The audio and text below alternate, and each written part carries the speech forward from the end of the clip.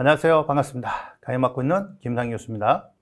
자, 이번 시간에는 2025년도 소방설비기사 실기 전기 분야 준비하시는 분들을 위한 합격 전략 설명인데요.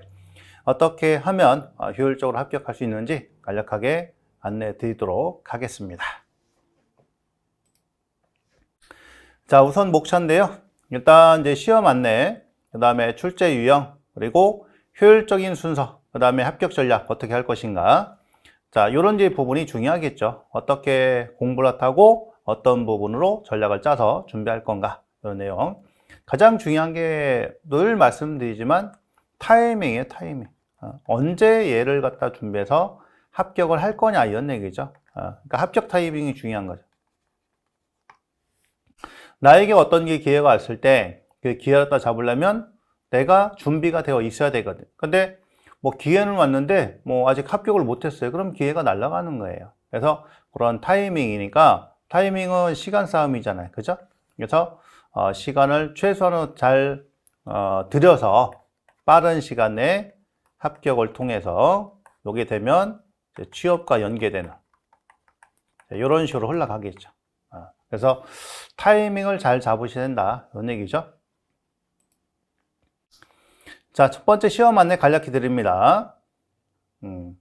과목 검정 방법인데, 시험 과목은 이제 소방 전기 시설 설계 및 시공 실무 이렇게 되어 있어요. 설계, 시공 실무. 검정 방법은 필답형이고요. 3시간, 산업기사는 2시간 반 이렇게 되어 있습니다. 자, 필답형으로 시험 본다. 작업형이 아니고. 합격 기준은 이제 100점 만점 기준으로 60점 이상이다. 이렇게 되어 있어요. 그러니까 뭐 문항수는 뭐 작게 나오면 16, 많이 나오면 18. 뭐 이게 조금 뭐 회차마다 다르긴 한데, 뭐 예를 들면 올해는 18문제다 그러면 18문제 쭉. 그다음에 뭐 전년 딴 년도에는 뭐 16문제 쭉. 뭐 이런 식으로 요거는 뭐 정해진 건 없으니까. 그럼 여기 점수가 2점대부터 해서 뭐 많으면 10점대까지 다양하게 줄 수 있어요. 그러니까 그 배점에 맞춰가지고 문제를 이렇게 구성을 한다라는 거죠. 이건 정해진 건 없는 겁니다. 자, 시험 일정인데 이게 2024년 기준이에요. 그러니까 합격 전략 설명에 찍는 시점이 시점 기준 했을 때 이게 이제 어떻게 보면 25년 거는 아직 안 나왔으니까 24년도 기준에서 이렇게 잡아놨는데, 이게 이제 과거에는 1회차, 2회차, 4회차 이랬다가 24년부터 1, 2, 3. 그래서 원래 이제 3회, 4회 이렇게 나눠져 있었거든요. 그래서 그거를 3회로 통합을 했어요. 1회차, 2회차, 3회차 이렇게 됩니다. 대략적으로 이제 시험 시기가 첫 시험이 이제 요 4월이에요. 자, 4월에서 5월 요 사이에 시험 접수하면 보통 이제 일요일 날 보통 시험을 갖다 보죠. 그 다음에 두 번째 시험은 7월에서 8월 사이, 세 번째 시험은 10월에서 11월 사이. 자, 요렇게 됩니다. 그래서 합격자 발표가 6월 18일, 9월 10일, 12월 10일 이랬는데 6월 달, 9월 달, 12월 달 이렇게 나옵니다. 그러니까 요 날짜가 왔다 갔다 하겠죠. 근데 큰 편차는 없어요. 거의 이런 식으로 된다고 보시면 되고, 요 기간 동안에 시험 보는 게 아니라 요 기간 중 이제 시험일을 갖다가 어떻게 해요? 지정을 딱 합니다.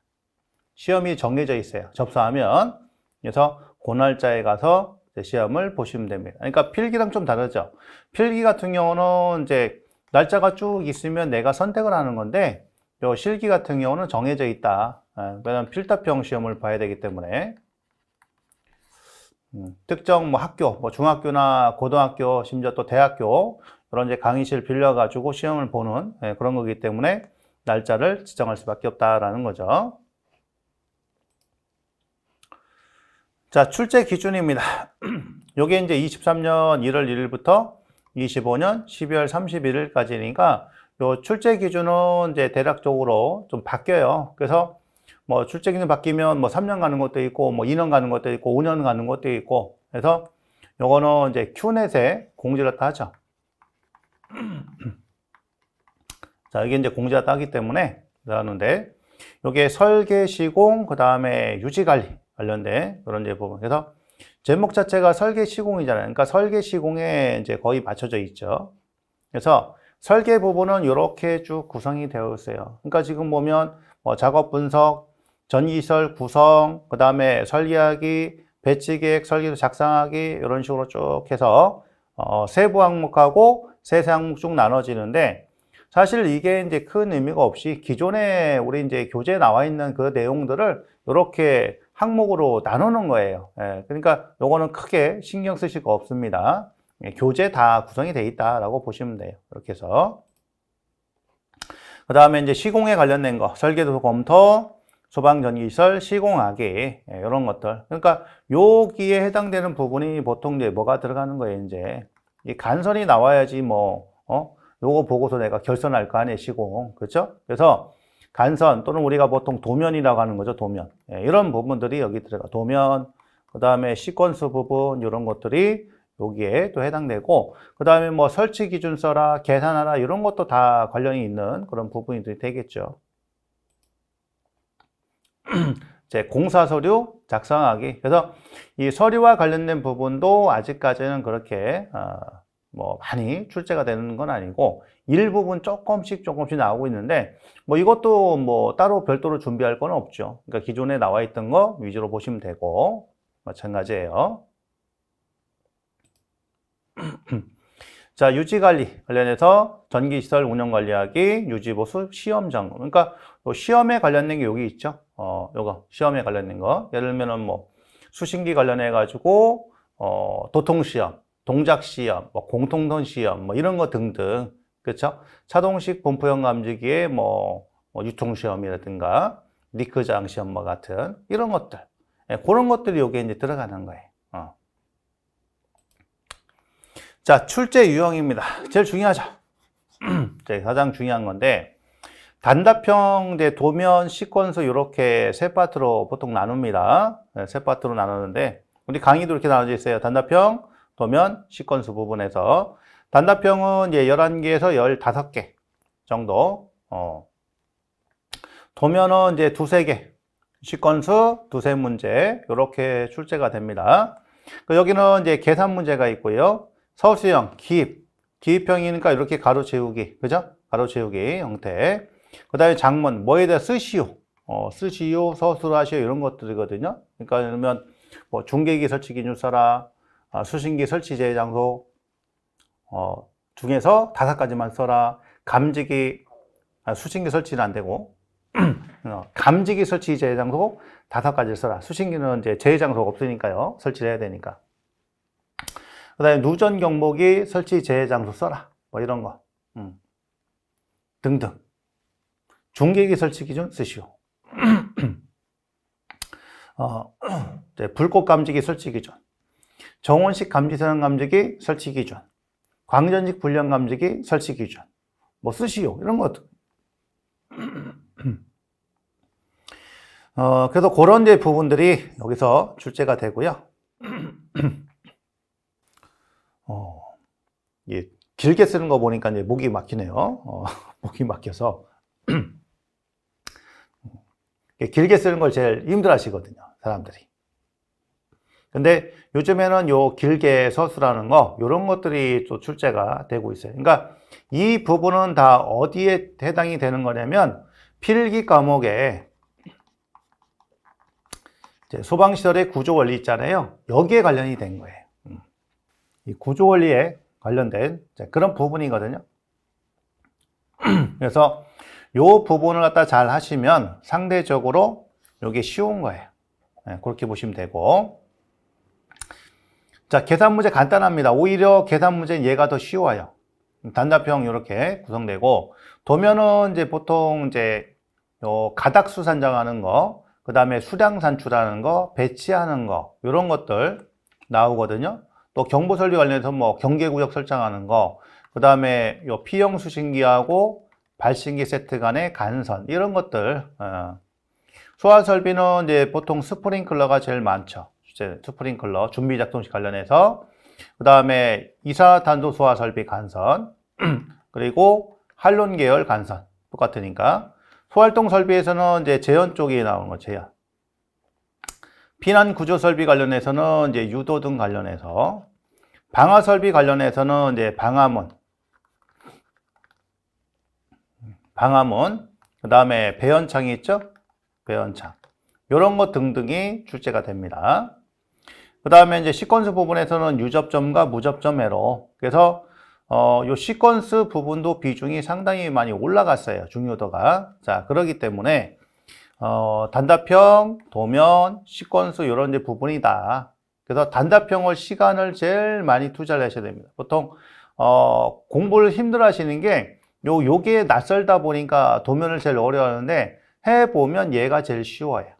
루틴만 딱 정해놓은 거 있으면. 그래서 얘도 이제 어떤 정해진 뭐 공식이라면 공식 같은 이런 건 있으니까 거기에 맞춰가지고 기본 틀이 있으면 한 가닥씩 늘어나는 것만 따져주면 되거든요. 그래서 이렇게 자 구성이 됩니다. 대략적으로 말씀드렸고, 그러면 이제 배점은 어떻게 되느냐? 단답형이 한 5, 60점 정도 나와요. 근데 도면이 10에서 20점, 시퀀스가 20에서 30점. 그러니까 요거는 왔다 갔다 해요. 그러니까 도면이 더 많이 나올 수도 있고 시퀀스가 더 많이 나올 수도 있어요. 시험에 따라서 이게 좀 달라지는데 어쨌든 절반 이상은 단답형이다. 그러면 5, 60점이니까 여기서 30에서 40점 정도는 무조건 확보를 하셔야 됩니다. 3, 40점 확보를 하고 그 다음에 시퀀스 2, 30점인데 여기서 그래도 뭐 한 15점 정도는 맞아야 될 거 아니에요.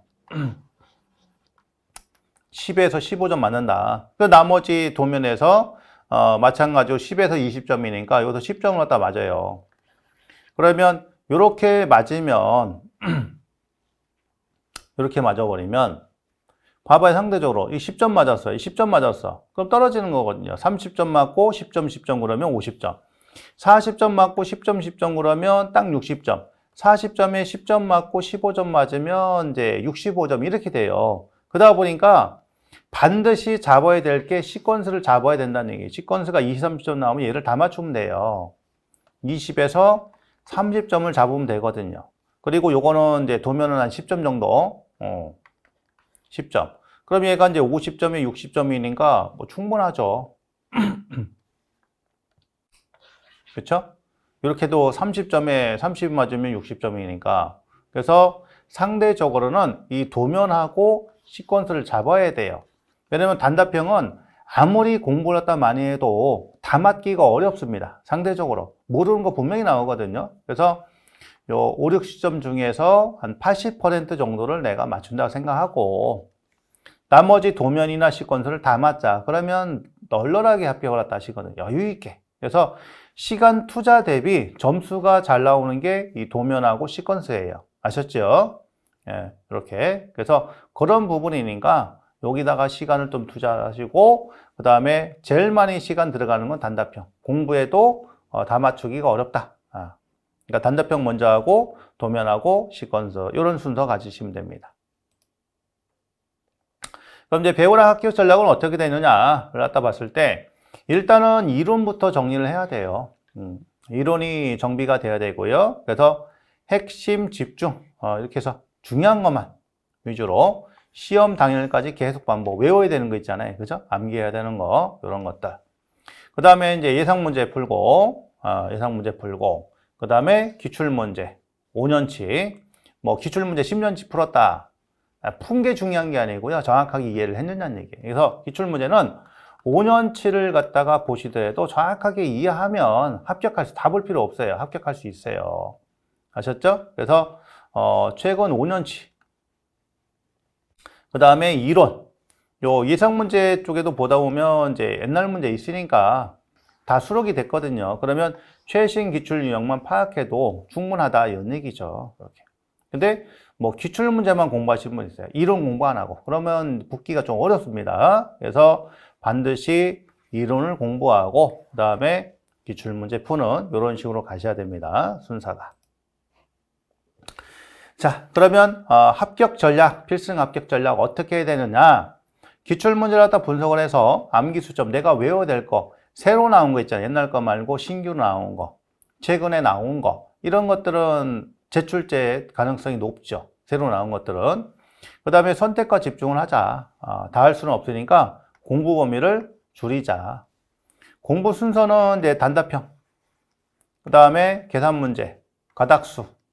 가닥수도 좀 외워야 될 게 있거든요. 설비별로 외워야 될 게 있으니까 그런 것도 정리하시면 되고, 서술 문제는 이제 작은 거부터 많은 걸로 넘어갑니다. 그러니까 뭐 2가지 쓰는 것부터 시작을 해야 되겠죠. 2가지, 그 다음에 3가지 정리하고, 자, 그리고 4가지, 5가지인데 이런 것들은 나중에 되면 다 못할 수 있으니까, 그럼 못하는 거는 넘어가고, 안 나오길 바라야죠, 뭐, 그죠? 다는 못 외우니까. 그래서 작은 양은 반드시 먼저 외워야 된다는 얘기예요. 계산 문제는 반드시 잡아야 된다. 뭐 계산해도 4점이고요. 작은 거 계산하는데 4점이에요. 그래서 뭐 전동기 회전속도 구하는 거 있어요. 1-s에다가 동기속도니까 P분의 120F.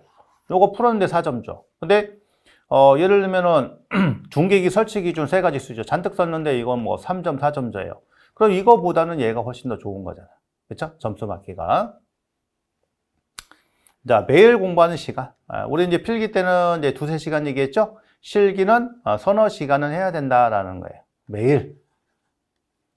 자투리 시간 활용하자. 이 자투리 시간 활용이 굉장히 중요한 겁니다, 여러분들. 그러니까 대다수가 자투리 시간을 갖다 활용을 잘 못해요. 쉬는 시간이 너무 많아. 그러니까 내가 오늘 갖다 책상에서 공부를 갖다 시작한다고 봐요. 그러면 어떤 분은 이제 책상 정리부터 막 시작한다고요. 책 막 정리하고, 쓰레기 버리고, 그 다음에 이제 티슈 갖다 책상 닦고, 먼지 닦고, 그리고 1시간 지나가, 앉아 피곤하니까 커피 한 잔 마셔, 졸고 있어요. 오늘 공부 끝난 겁니다. 정리하실 생각하지 말고 앉아서 그냥 공부하세요. 정리는 언제 하면 됩니까? 시험 끝나고 해야지. 왜 굳이, 응? 맘 먹고 공부하려고 하는데 책상이 자기는 주변이 들어오면 공부가 안 된대. 그럼 매일 그 1-2시간씩 청소하다가 끝난단 말이에요. 그럴 필요가 없잖아요. 그러니까 뭐 거지집 때도 좋으니까 일단 붓고 난 다음에 치우면 되잖아요. 붓고 난 다음에. 그렇다고 막 먹은 음식 쓰레기 막 이런 거 막 책상에 올려놓고 그러지는 않으실 거니까, 그죠? 그런 음식물은 버리더라도 굳이 이제 그런 불필요한 일에 시간 투자하지 마시고, 시간은 굉장히 아깝습니다. 정해진 시간이니까. 보통 우리가 이제 필기시험 끝나고 실기 준비까지 한 달 반, 길면 한 달 반, 보통 한 달이에요. 그 기간 내에 승부를 봐야 돼요. 근데 언제 앉아가지고 책상 정리하고, 교재 정리하고, 이걸 언제 하냐는 얘기예요. 그 필요 없이 바로 시작해서 좀 거슬리더라도 공부는 하고, 그런 1-2시간 버리는 거 있잖아요. 그게 굉장히 크다는 얘기죠. 그 다음에 자주 보이는데 우리 식탁에다가 포스트잇 붙여가지고 해놓고, 화장실도 붙여놓고, 공식 써놓은 거, 외울 거, 이런 것들을 자주 활용하시라는 얘기예요. 그러면 계속 보다 보면 외워지는 겁니다. 아셨죠? 그렇게 해서 자투리 시간 적극 활용을 하시면 좋으실 것 같아요. 자, 그다음 마지막으로 합격을 기원 드리고요. 자, 준비 잘 하셔서 원하는 시기에 합격을 하시고 좋은 데 들어가셨으면 좋겠습니다. 자, 본 강의에서 뵙도록 하겠습니다. 자, 고생 많으셨습니다.